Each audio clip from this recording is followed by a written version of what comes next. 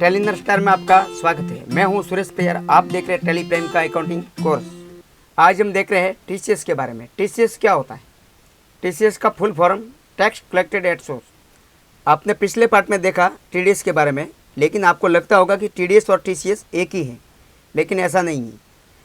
TDS और TCS उन दोनों में अंतर क्या है, उससे जानने से पहले अभी तक आपने हमारे चैनल टेलीनर स्टार को सब्सक्राइब नहीं किया है तो अभी कर लें, और साथ में दिए बेल आइकन पर क्लिक करें ताकि हमारे वीडियो की नोटिफिकेशन आप तक जरूर पहुंचे। और वीडियो में अंत तक बने रहिए ताकि आपको टीसीएस की पूरी जानकारी मिले। वो ये है कि टीडीएस अलग अलग तरह के आय स्रोतों जैसे सैलरी या इन्वेस्टमेंट पर मिले ब्याज आदि पर काटा जाता है, लेकिन टीसीएस का भुगतान सेलर, डीलर, वेंडर, दुकानदार की तरफ से किया जाता है। मुझे लगता है अभी भी आपको कंफ्यूजन हो रहा है। चलो आपका कंफ्यूजन पूरा का पूरा दूर कर लेते हैं। पिछले पार्ट में हमने टीडीएस को पढ़ा, लेकिन एक बार हम फिर से इस पार्ट में हम टीडीएस को रिपीट कर रहे हैं। वो इसलिए कि आपको टीसीएस जल्दी में समझ में आए कि उन दोनों में अंतर क्या है। यहाँ पर देखिए, टीडीएस और टीसीएस में अंतर क्या है। अगर एक बार आप जान पाए तो आप कभी नहीं भूलोगे। What is TDS? If someone has any income, then after deducting tax from that income, if the remaining amount is given to the person, then the amount deducted as tax is called TDS. The government collect tax through TDS.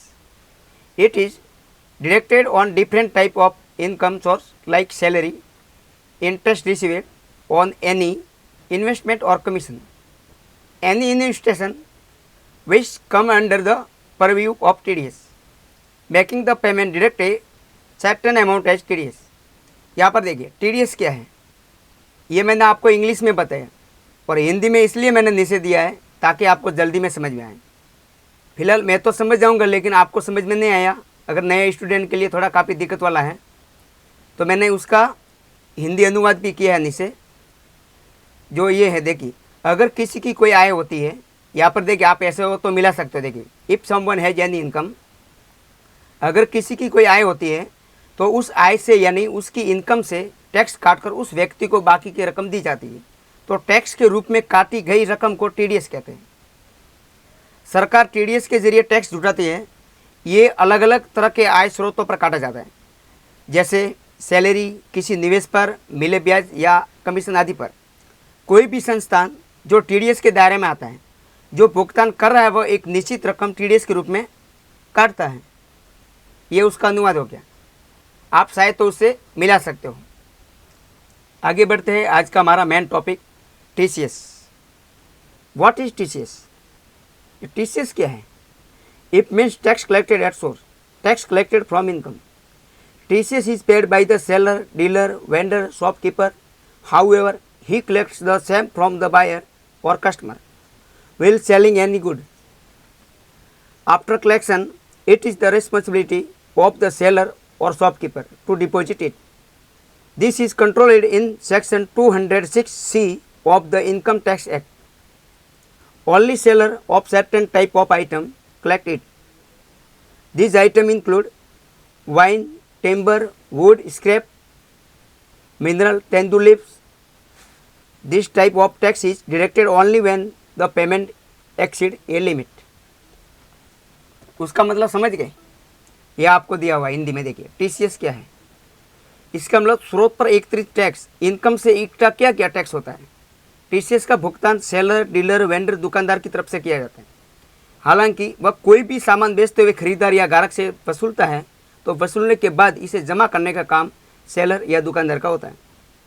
क्योंकि जो seller होता है, जो सामान बेचता है, तो खरीदार से वो वसूलता है, तो वसूलने के बाद वो दुकानदार या सेलर ही जमा करेगा।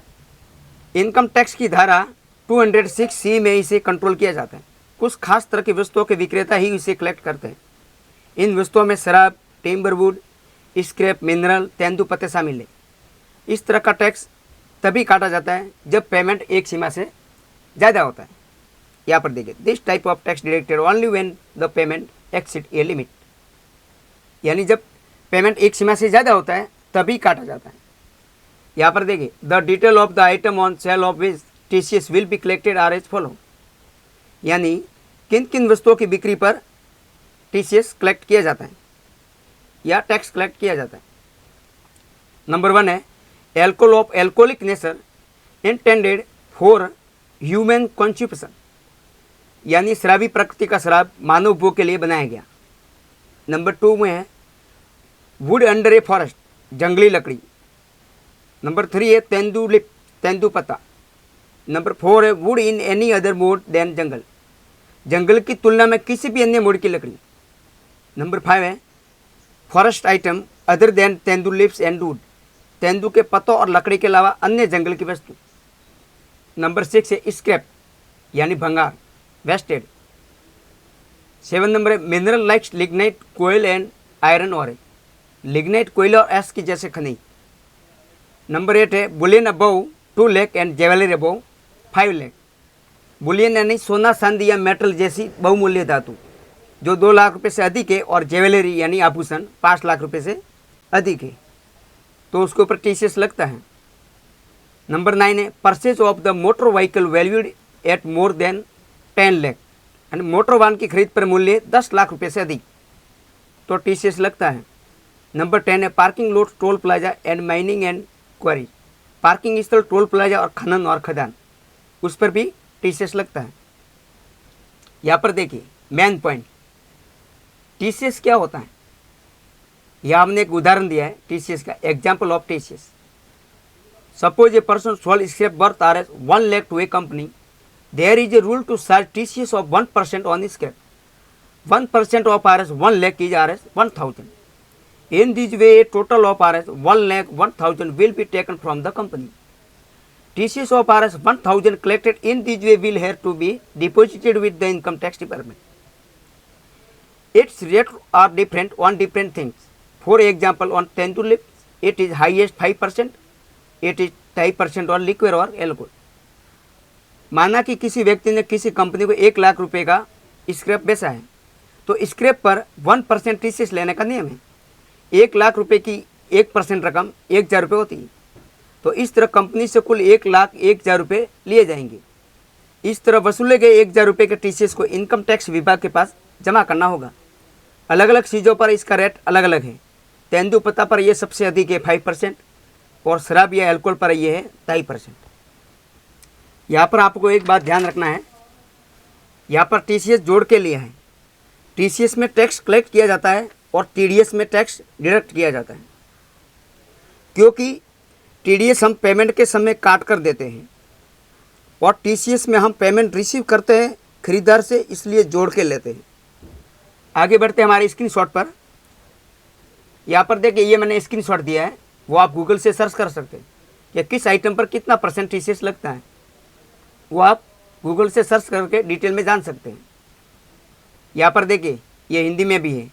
यहाँ पर देखिए, यहाँ पर ये धारा है 206, विशेष रूप से मानव उपभोग के लिए अल्कोहल युक्त शराब 1%, तेंदुपत्ता 5%, सबसे ज़्यादा देखिए तेंदुपत्ते पर ही 5%।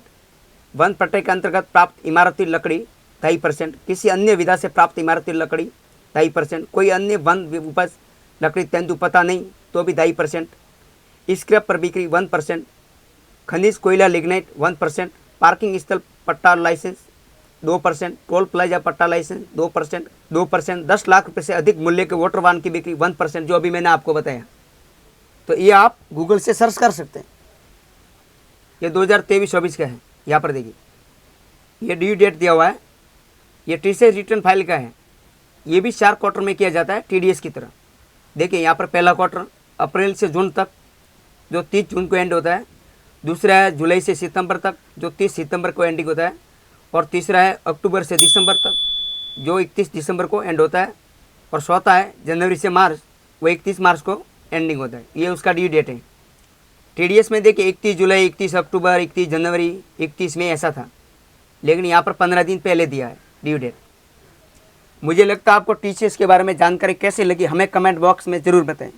Thank you for